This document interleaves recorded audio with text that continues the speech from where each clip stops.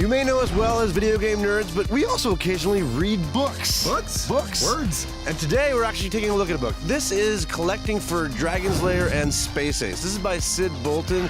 He is a good friend of the show. He runs the Personal Computer Museum in Brantford. Sid is a historian, a collector. He basically has the most craziest collection of stuff you've ever seen. And he's done this exhaustive look at these two crazy old games, which I know, as you've played everything ever. I've not played everything, but I was a big fan of these two games. It's true. I'll save you, Kimmy. Get me out of here! These are two games that came out during 1983, 1984, around there.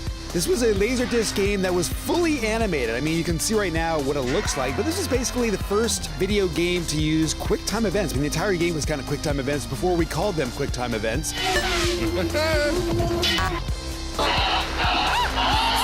And in Dragon's Lair, you were guiding Dirk the Daring through the castle to rescue the Princess Daphne. Save me! In Space Ace, you were Ace, who's hit by the Infanto Ray, turned into a child, and got to track down Borf. Dexter, the Infanto Ray is about to be fired at Earth. It was like playing a cartoon. They're beautiful. It was wild. Yeah. The quality of animation was always something that I absolutely remember. Although I found the games to be a little bit frustrating.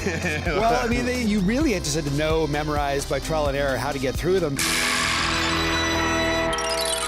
But I did not know, until we read Sid's book, that there was so much stuff around these games. There are something like 200 different versions of Dragon's Lair across pretty much anything that can play a game has had Dragon's Lair appear on it. I didn't know that.